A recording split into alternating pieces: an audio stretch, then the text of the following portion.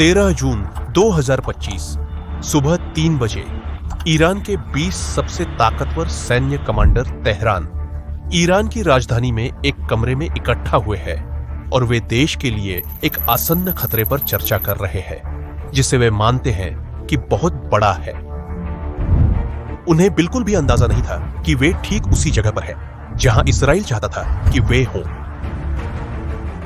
15 minute में वे सभी मारे जा चुके होंगे, लेकिन यह किस्मत नहीं थी। यह एक इतने जटिल योजना का नतीजा था जिसे अमल में लाने में सालों लग गए। यह समझने के लिए कि इसराइल ने कैसे 20 ईरानी जनरलों को अपनी मौत की ओर स्वेच्छा से चलने के लिए मजबूर कर दिया, मुझे तुम्हें कुछ दिखाना होगा। देखो, 1969 में जब ईरान इसराइल का दुश्मन बन गया तो दोनों देशों के बीच एक गुप्त युद्ध छिड़ गया था। उस समय ईरान ने इसराइल के चारों ओर आग का घेरा बना दिया था। हमास, हिजबुल्लाह और इराक़ की मिलिशियाओं को फंडिंग करके हर साल सैकड़ों मिलियन डॉलर डाले गए ताकि आतंकवादियों को प्रशिक्षित सेनाओं में बदला जा सके।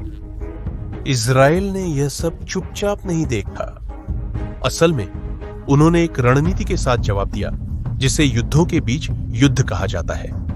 दूसरे शब्दों में, दोनों देश एक दूसरे पर अप्रत्यक्ष रूप से हमला करते, बिना आधिकारिक युद्ध की घोषणा किए। यहां हवाई हमले, वहां तोड़फोड़ और महत्वपूर्ण लक्ष्यों का सफाया। जो लोग बाहर से देखते हैं उन्हें ये अलग अलग घटनाएं लगती हैं, लेकिन इजराइल ने इन दशकों का इस्तेमाल अपनी तकनीकों को परखने और सुधारने के लिए किया, खासकर मोसाद के जरिए। मोसाद इजराइल की जासूसी एजेंसी है, दुनिया की सबसे मशहूर एजेंसियों में से एक। वे देश के बाहर गुप्त ऑपरेशन करते हैं, जानकारी इकट्ठा करते हैं, खतरों का सफाया करते हैं और वे मिशन अंजाम देते हैं जो सेना आधिकारिक तौर पर नहीं कर सकती। वे अमेरिका के लिए CIA के बराबर है, लेकिन उनकी छवि और भी ज्यादा साहसी और प्रभावशाली होने की है। एक उदाहरण चाहिए। 1960 में मोसाद के सदस्यों ने अर्जेंटीना में एडोल्फ आइकमैन को पकड़ लिया था। आइकमैन होलोकॉस्ट के मुख्य योजनाकारों में से एक था और वह ब्यूनस आयर्स में छिपकर नकली पहचान के साथ रह रहा था। कई सालों तक उसका पीछा किया गया, जब तक कि उसे सड़क पर पकड़ नहीं लिया गया और एक वाणिज्यिक विमान से इजराइल भेज दिया गया।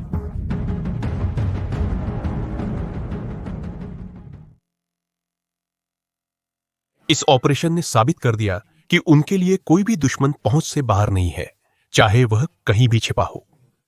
लेकिन 2020 में इजराइल ने दिखाया कि उसकी क्षमताएं कितनी प्रभावशाली हो सकती है। यहीं पर एक अमेरिकी सैन्य हमले ने कासिम सुलेमानी को मार गिराया, जो ईरान की विशेष क्वाड्स फोर्स के नेता थे। सुलेमानी देखरेख करते थे। 3 जनवरी को बगदाद हवाई अड्डे पर कासिम सुलेमानी, जो मध्य पूर्व के सबसे खतरनाक आदमी माने जाते थे, एक विमान से उतरे। करीब 30 सेकंड में वह मारे जा चुके होंगे। यह ईरानी जनरल 5 देशों में सेनाओं का नेतृत्व करते थे और उन्हें अजेय माना जाता था।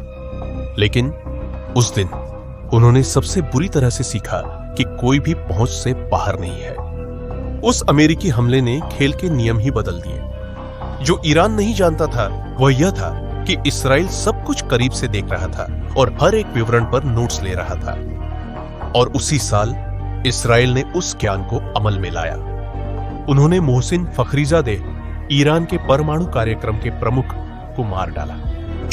जैसा कि बहुत से लोग सोचते हैं, उन्होंने हत्यारे नहीं भेजे। उन्होंने कुछ ऐसा किया जो कम से कम जिज्ञासु था। उन्होंने आर्टिफिशियल इंटेलिजेंस से नियंत्रित एक रोबोट मशीन गन का इस्तेमाल किया। हथियार को टुकड़ों में तस्करी करके ईरान लाया गया और बाद में उसे एक पिकअप ट्रक के अंदर जोड़ा गया। इससे उसे उस सड़क पर रखा जा सका जिसका फखरीजादेह नियमित रूप से इस्तेमाल करते थे। मोसाद के ऑपरेटर, जो हजारों किलोमीटर दूर थे, ने उपग्रह चित्रों का उपयोग करके उस काफिले की निगरानी की जिसमें उनका लक्ष्य था। जब उन्होंने फेशियल रिकॉग्निशन से पुष्टि कर ली कि वह फखरीजादेह ही है, तो उन्होंने सर्जिकल सटीकता के साथ 15 गोलियां चलाईं। और जानते हैं, सबसे हैरान करने वाली बात क्या है, उन्होंने यह सब बिना उनकी पत्नी को चोट पहुंचाए किया, जो उनके बगल में थी। लेकिन यह सितंबर 2024 में था जब इजराइल ने दिखाया कि वह वास्तव में क्या कर सकता है, आधुनिक इतिहास के सबसे जटिल तोड़फोड़ अभियानों में से एक को अंजाम देकर। हिजबुल्लाह के हजारों पेजर और वॉकी टॉकी लेबनान और सीरिया में एक साथ फट गए, जिससे समूह के कई सदस्यों की जान चली गई और कई घायल हो गए। और इस कहानी में एक दिलचस्प बात है, हिजबुल्लाह ने इजरायली जासूसी से बचने के लिए ही इजरायली जैसे ही मोबाइल फोन छोड़ दिए थे। उन्हें लगता था कि पेजर ज्यादा सुरक्षित है। उन्हें यह नहीं पता था कि इजराइल इसी सावधानी को एक जाल में बदल देगा। और इस साहसी ऑपरेशन के साथ मोसाद ने पूरे समूह की सप्लाई चेन को खतरे में डाल दिया। एक फर्जी कंपनी के जरिए उन्होंने हिजबुल्लाह के लिए खास पेंच हासिल कर ली। हर डिवाइस सामान्य लग रही थी, लेकिन उसकी बैटरियों में थोड़ी मात्रा में पेंटाएरीथ्रिटोल टेट्रानिट्रेट विस्फोटक छुपा हुआ था। पेंटाएरीथ्रिटोल टेट्रानिट्रेट एक बेहद शक्तिशाली सैन्य विस्फोटक है, जिसका इस्तेमाल ग्रेनेड और बमों में किया जाता है, लेकिन बहुत ही कम मात्रा में यह लगभग पता नहीं चलता।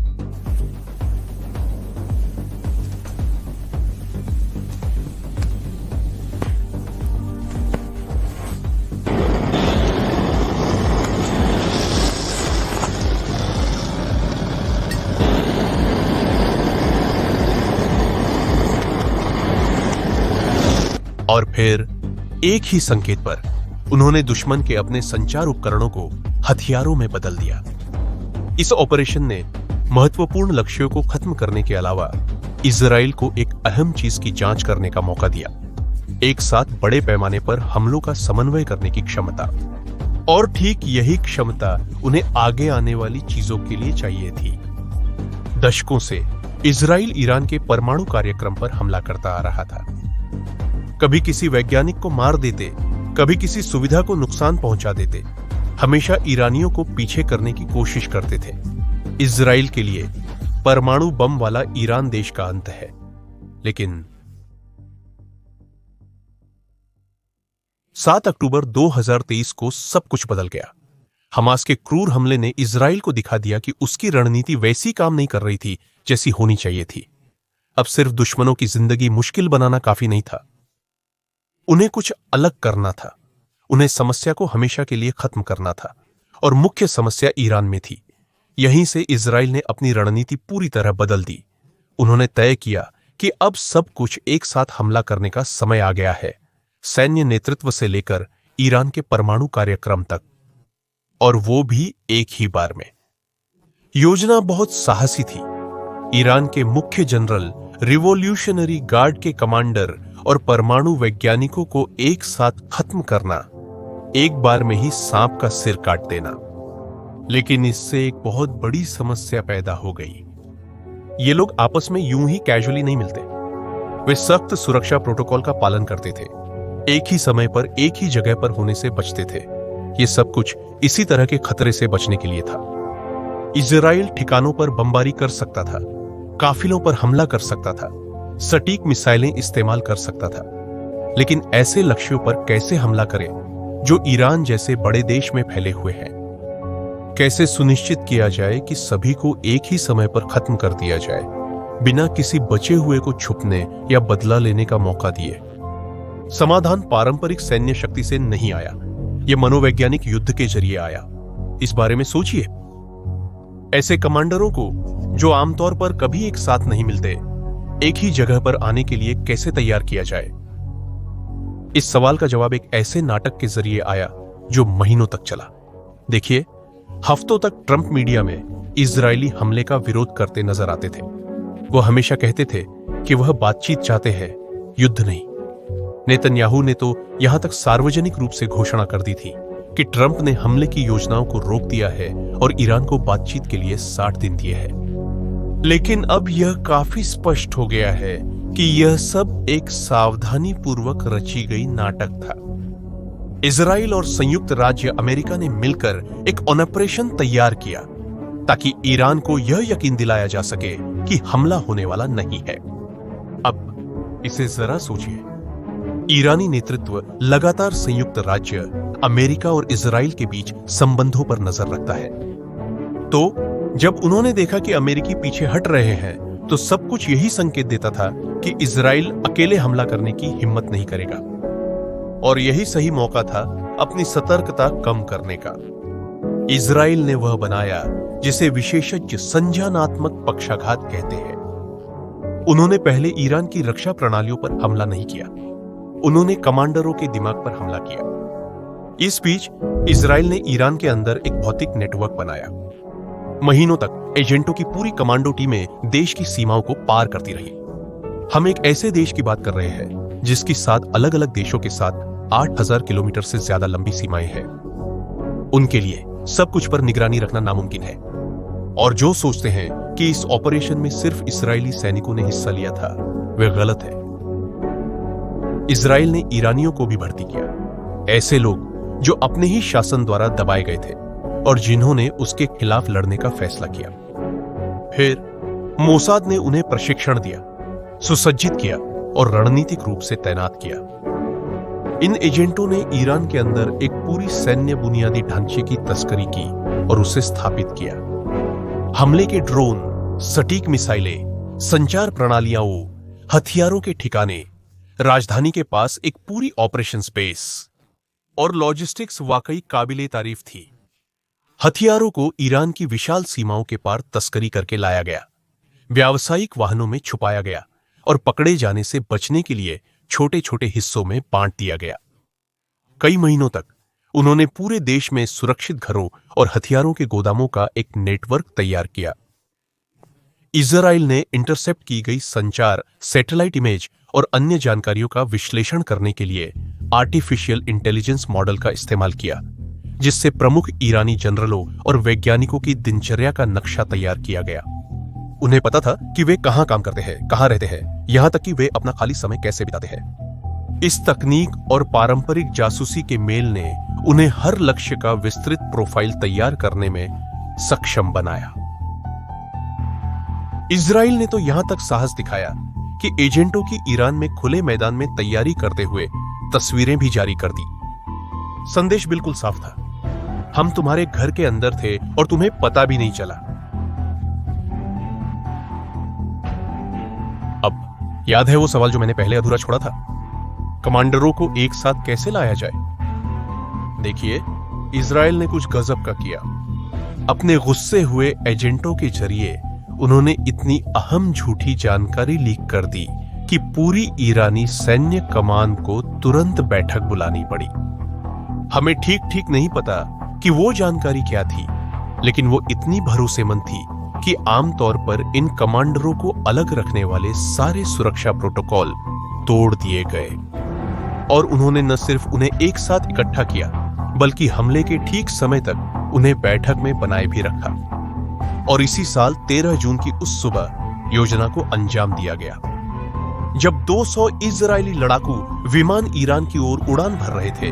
तब युद्ध पहले ही दुश्मन की जमीन पर लड़ा जा रहा था। घुसपैठ किए गए एजेंटों ने ड्रोन और छुपाए गए मिसाइलों को सक्रिय किया, जिससे ईरान की वायु रक्षा प्रणालियों को अंदर से बाहर तक नष्ट कर दिया गया।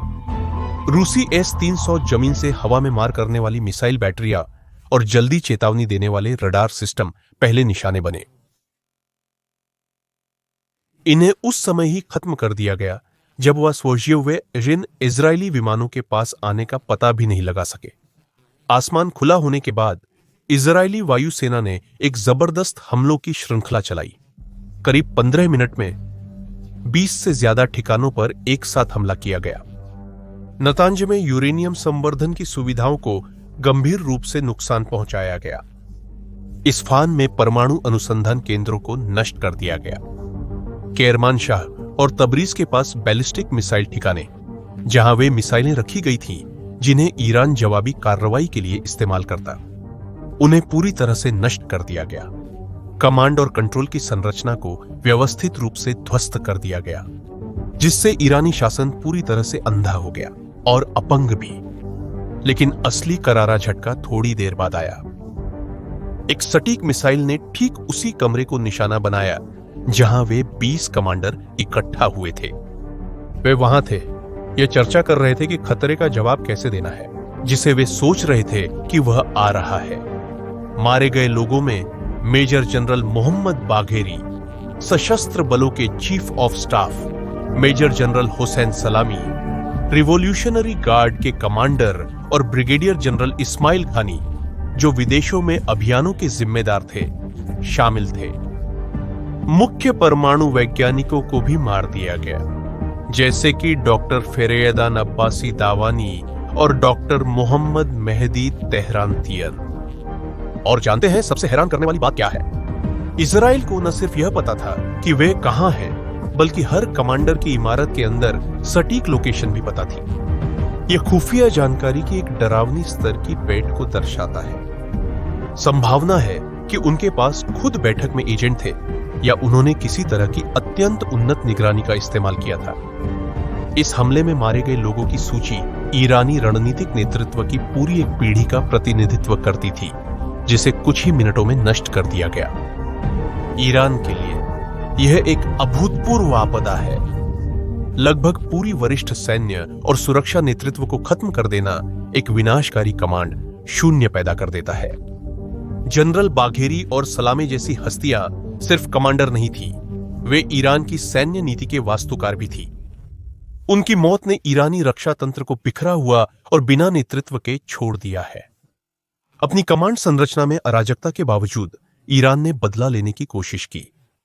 अगले कुछ दिनों में ईरान ने इजराइल पर सैकड़ों बैलिस्टिक मिसाइलें और ड्रोन दागे। तेल अवीव, यरूशलेम और हाइफा में सायरन बज उठे, जबकि Israeli anti missile defence system उस हमले को रोकने के लिए काम कर रहे थे। कुछ मिसाइलें अपने लक्ष्य तक पहुंच गईं, लेकिन अधिकांश को मार गिराया गया।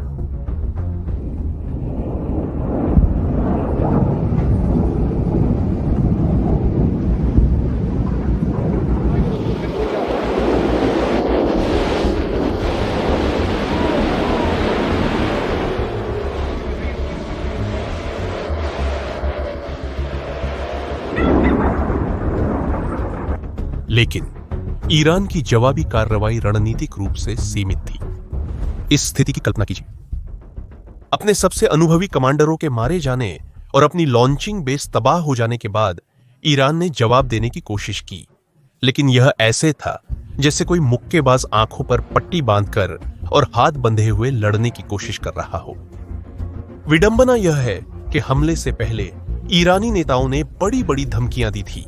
वादा किया था कि वे नरक के दरवाजे खोल देंगे और इजराइल के लिए एक कभी ना भूलने वाली रात लाएंगे। रिपोर्टों के मुताबिक उनकी मूल योजना इजराइल पर 1000 तक मिसाइलें दागने की थी, लेकिन आखिरकार वे इससे कहीं कम ही दाग पाए।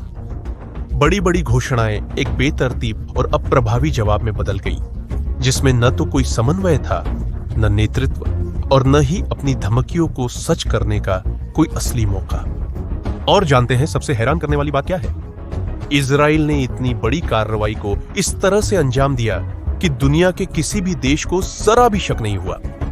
ना तो ईरान की खुफिया एजेंसी, ना ही रूस की सीक्रेट सर्विस, यहां तक कि करीबी सहयोगी भी आखिरी पल तक नहीं जान पाए कि क्या हो रहा है।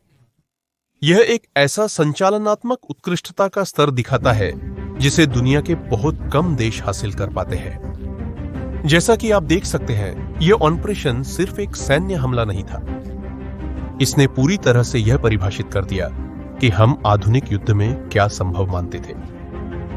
इजराइल ने दिखाया कि कृत्रिम बुद्धिमत्ता राष्ट्रीय रक्षा के लिए एक प्रभावी उपकरण कैसे हो सकती है। रिमोट से नियंत्रित ड्रोन, लक्ष्यों की पहचान के लिए फेस रिकॉग्निशन, व्यवहार की भविष्यवाणी के लिए पैटर्न का विश्लेषण। यह अब विज्ञान कथा नहीं है, यह इजरायली रक्षा की नई हकीकत है। लेकिन इस कहानी में इससे भी ज्यादा महत्वपूर्ण कुछ है। इजराइल ने साबित कर दिया कि इंसानी दिमाग अब तक बनाई गई किसी भी बम से ज्यादा ताकतवर हो सकता है। अगर आपको यह विश्लेषण पसंद आया हो तो लाइक करें, चैनल को सब्सक्राइब करें और इस वीडियो को शेयर करें। देखने के लिए धन्यवाद और अगली बार मिलते हैं।